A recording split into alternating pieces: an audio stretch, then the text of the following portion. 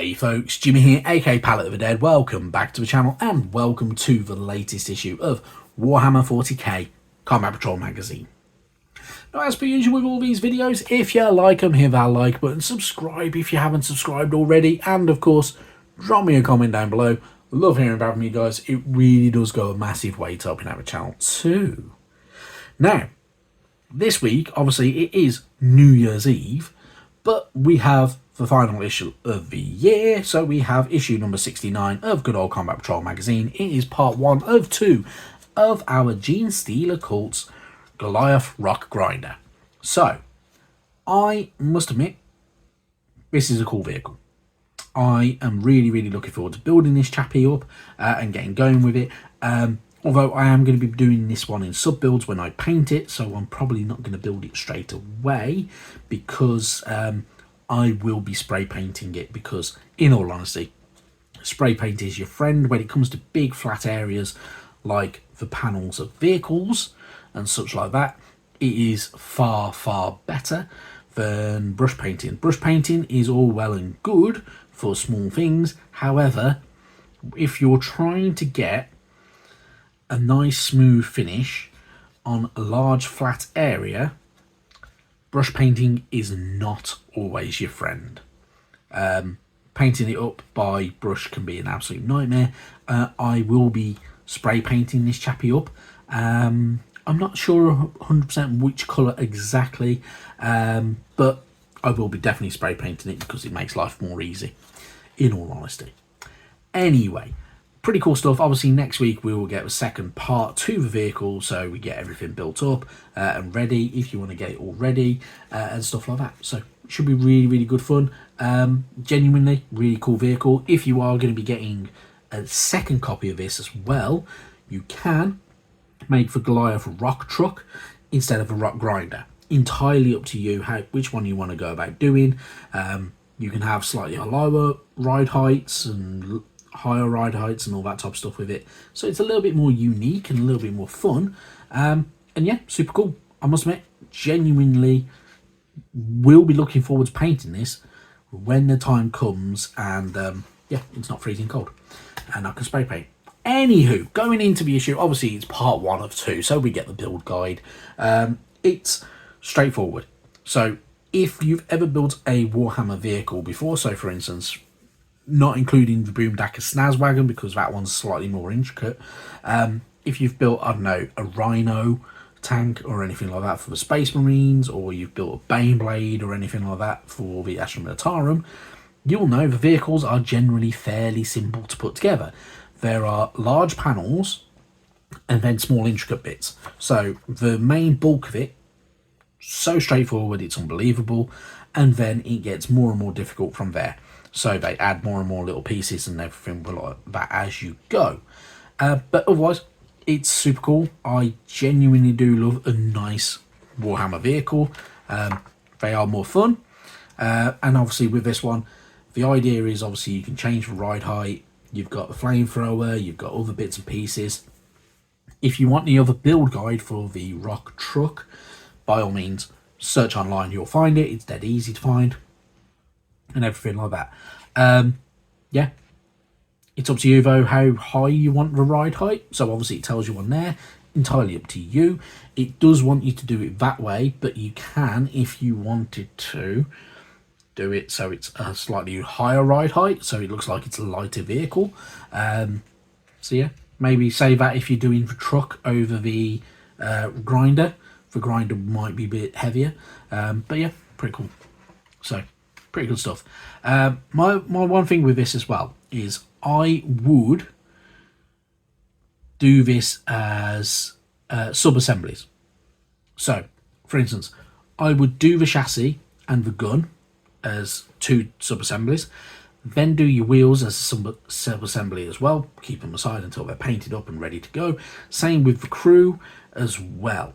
So if you've got them all in sub-assemblies, it'll make life so much easier for painting it, because if you glue it all together and you've got the front part of the vehicle on there, painting it, not going to be easy, not going to be fun if you're trying to get your details in behind or anything like that. So It will just make life so much easier. Same with things like your wheels. If you're getting in behind wheel arches to paint, while the wheels there is going to be an absolute nightmare. So doing them in sub-assemblies makes life far, far better and far easier for you later on. So, happy days. Anyway, moving on from there, we get a bit more lore to do with the Genestealer cult. So if you're not keen on the original paint scheme that is in the magazine and you've not settled on a paint scheme already, this could be for you. So, faithful of the Star Children, though united by their zealotry, the Genestealer cults across the Imperium vary greatly from world to world.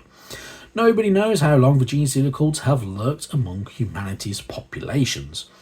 All that can be said with certainty is that the Genestealer curse has now spread too far and wide across the Imperium to be measured, let alone contained. The cults that arise are as varied as the worlds which they infest. They blend their alien propensities with the vision of their patriarch and the customs and culture of their host planet, so that each cult takes a new and monstrous form that is unique to them alone. So, obviously, different worlds, different cultures. Same with, as with the real world, different countries have different cultures. So, you can do different colour schemes. So, if you don't want to do the colour scheme in the magazine, I fully get it. I probably won't be following it 100%. I will be changing it ever so slightly, although it will be slightly similar in some ways. But, yeah, this is detailings for different cults, whether you want to go Rusted Claw, who look pretty good. They are not too bad. The brightly coloured Bladed Cog, I'm kind of in between on that colour scheme. I like it, but I don't like it at exactly the same time.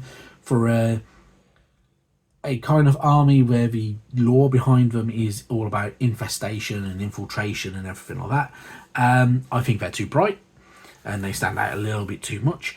The Pauper Princes are pretty cool. I do quite like that colour scheme. That's quite nice. Twisted Helix, I must admit, I do kind of like that colour scheme. It looks pretty cool at the same time. But, it's up to you. Have a little bit of fun with it. You can get some really cool colour schemes, and there's loads online. So, by all means, you will find absolutely shed loads on there by Googling interesting colour schemes for the Genestealer cults. Anywho, moving on from there, we get a nice little bit of fiction. It is all orc fiction, a custom job. If you like your orcs and you want a little bit more fiction about how crazy and nutty mech boys in particular can be, by all means, have a bit of that. It's a fairly short story, but yeah, it's always really good. So it's always good to see the orcs back in there and having a little bit of fun with them. And yeah, they are bonkers, they are fun and interesting at all exactly the same time. So yeah, a nice bit of orcishness. Carrying on with orcs though, we do get the old ways.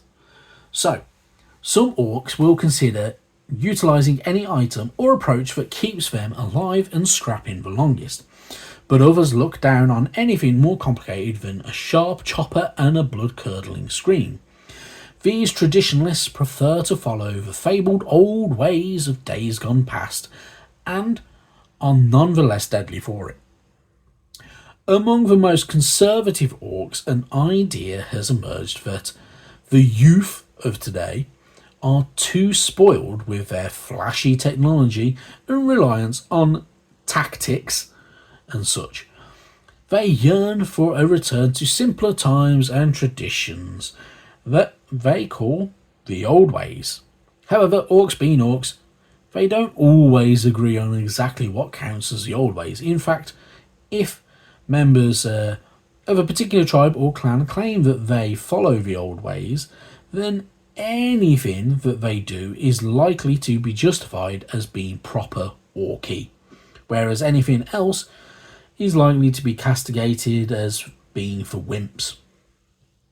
So, included in the traditionalists are things like the good old beast snaggers, which I must admit, I like the beast snaggers. I think they're so much fun. if I was going to go for an orc army, I would definitely be having a bunch of beast snaggers in there as well, because or I'd be building an army just based on beast snaggers, because they're so fun. They utilize mainly squigs that they ride into battle, because why wouldn't you?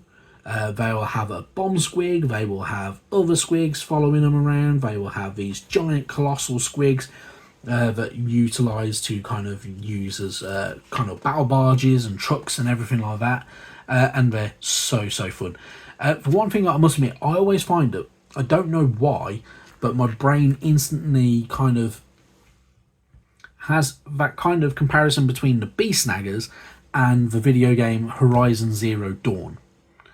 Don't know why, but it kind of, I don't know, there's some similarity there for me. I think it's the armor look, the fact that they have a lot of cloth and like hides and everything like that they'll wear, and then they'll have this piece of metal over a shoulder.